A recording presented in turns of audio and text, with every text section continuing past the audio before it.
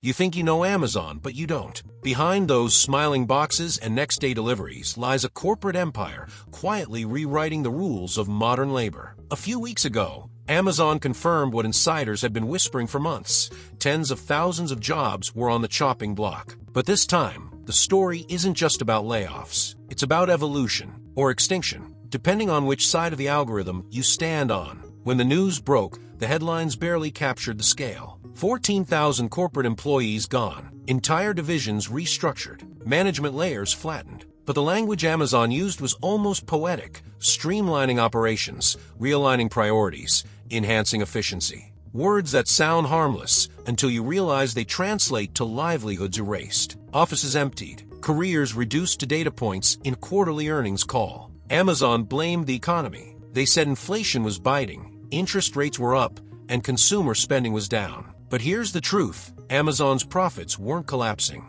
They were shifting. The money didn't disappear. It just changed direction, away from people and into machines. While thousands of workers packed their desks, Amazon quietly poured billions into generative AI, robotics, and warehouse automation. It wasn't a retreat. It was an upgrade. In Seattle, executives celebrated new efficiencies. In warehouses, workers stood frozen as robotic arms took their place. The future of work wasn't coming. It had already arrived. Overnight, one worker described the moment she realized her role was gone. The robots don't take breaks. They don't get sick. They don't need health insurance. That sentence captures everything about this new era. To Amazon, efficiency isn't human. It's mechanical, and empathy doesn't fit on a balance sheet. But here's where it gets even darker. Amazon's layoffs weren't random. They were precise, strategic. Teams in human resources, retail, and devices were hit hardest. Why? Because those are the departments being replaced by AI systems. Algorithms can now predict customer behavior better than analysts. AI can design product listings faster than marketers. Even management roles, once thought untouchable,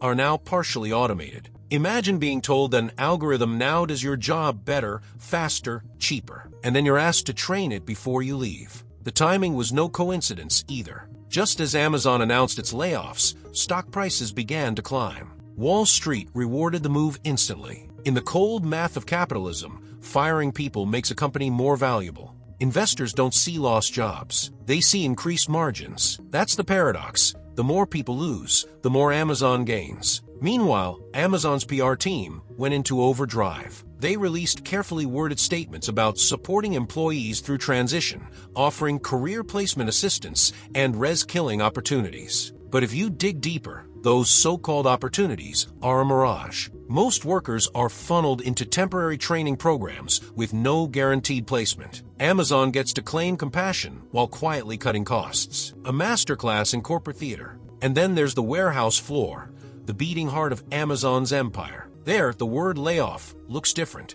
It's not a press release. It's a notification on a scanner. One day you're scanning packages. The next, your login just stops working. Supervisors don't have answers. HR doesn't respond. You're simply gone. Replaced not by another human, but by a row of orange robots humming under fluorescent light. Outside the warehouses, something else is brewing. Unrest. Unions have tried to fight back, calling these layoffs a corporate betrayal and a calculated assault on labor. But Amazon's legal army is vast. They outspend and outmaneuver every organizing effort. Every time a warehouse tries to unionize, Amazon floods the facility with consultants, mandatory meetings, and veiled threats. They tell workers automation is inevitable, resistance is futile. But the irony? Those very same robots Amazon flaunts were built by people, programmed by people, maintained by people. The entire ecosystem depends on the same workforce being discarded. It's a feedback loop of exploitation. Humans build the system that replaces them. And then the company applauds itself for being innovative. Inside corporate meetings, executives talk about the next phase of transformation. They show charts proving automation will reduce errors and boost customer satisfaction. What they don't show is the psychological impact, the anxiety spreading through the workforce like wildfire. People no longer fear layoffs. They expect them. Job security has been replaced by job simulation, the illusion of safety until the next algorithm update. Even for those who remain, morale is shattered. Survivors describe a haunting silence in offices that once buzzed with conversation. Empty desks, unused conference rooms, Slack channels that used to be alive with ideas now feel like ghost towns. The culture of innovation Amazon once bragged about is eroding, because innovation requires risk-taking, and risk-taking dies when everyone's afraid to lose their job. Meanwhile, CEO Andy Jassy continues to frame these layoffs as necessary adjustments to ensure long-term growth. But when you listen closely, the language sounds less like leadership and more like detachment. The human cost is reduced to headcount optimization. The suffering behind the spreadsheet is invisible. And yet, every time Amazon announces another wave of cuts, the market reacts with applause, as if human sacrifice is the price of progress. For Wall Street, Amazon's story is inspiring. For workers, it's dystopian. The company's obsession with AI and automation has turned labor into an experiment. Every shift, every click, every delivery feeds the algorithm that eventually replaces the worker. It's a system so efficient it devours itself. The more perfect it becomes, the fewer people it needs. Think about that. For decades, we were told technology would make life easier. But in Amazon's world, it's not about making life easier. It's about making labor cheaper. The company's warehouses are temples to productivity. Every second is measured, every movement tracked, even bathroom breaks are monitored.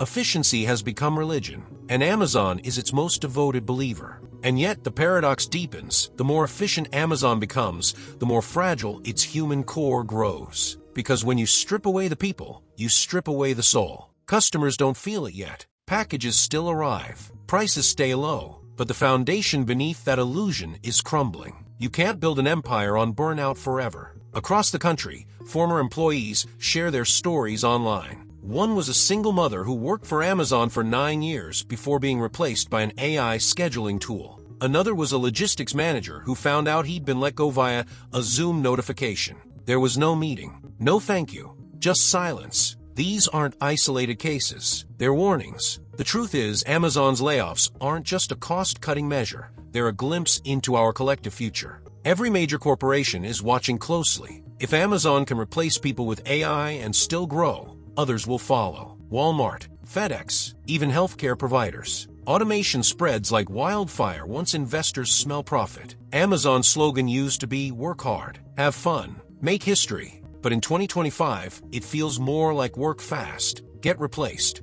make data. The dream of endless opportunity has turned into a revolving door of disposable labor. Employees aren't building careers anymore, they're surviving cycles. And yet, Amazon insists this is progress. They point to efficiency gains, AI-powered logistics, and enhanced customer experiences. But when you peel back the corporate vocabulary, what you see is displacement.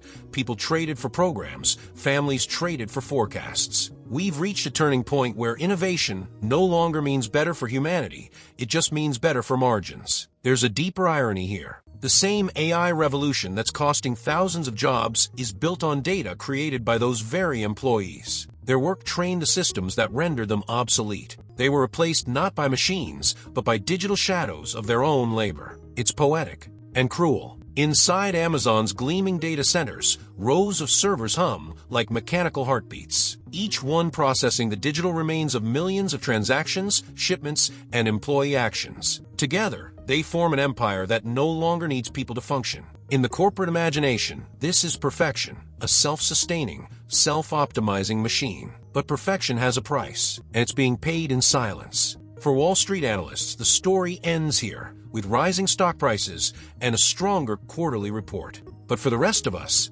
this is just the beginning. Because Amazon isn't an outlier, it's a prototype, a glimpse into what happens when the pursuit of efficiency replaces the pursuit of humanity. The question now isn't whether more layoffs are coming. They are. The question is, what kind of society are we building if the most successful companies are the ones with the fewest humans left inside them? Somewhere in a quiet corner of an empty Amazon office, a monitor still glows. A screensaver flickers across it, the company's smile logo looping endlessly. But behind that smile lies the future of work, a future that doesn't smile back. Because when corporations trade people for profit, the algorithm always wins and humanity always loses. But this isn't just Amazon's story anymore. It's becoming everyone's. From grocery stores rolling out automated checkouts to law firms experimenting with AI-generated contracts, the world is quietly turning into a mirror of Amazon's philosophy, one where convenience outweighs conscience and progress is measured not by human welfare, but by quarterly margins. Every industry is watching what happens next because Amazon isn't just shaping e-commerce anymore. It's shaping the blueprint for how corporations erase people from the process altogether. Some call it innovation, others call it inevitability. But the truth sits somewhere darker. We built systems designed to value speed or soul. And now those systems are simply doing what we trained them to do. Efficiency has no moral compass. It doesn't ask if a mother loses her job or if a warehouse worker can't make rent. It only asks one question: can this be done faster? And when the answer is yes, humanity becomes a liability. Amazon's success was always rooted in one seductive promise: to make life easier. But easy comes at a cost. Every time a customer skips the local store to click that yellow button, the machine grows stronger. Each sale reinforces the algorithm that justifies the next layoff. The invisible exchange isn't money, it's ethics. We've become shareholders in our own replacement, and the dividends are delivered in convenience. Inside corporate boardrooms, that's the part they never say out loud. They'll talk about market evolution, about AI efficiency,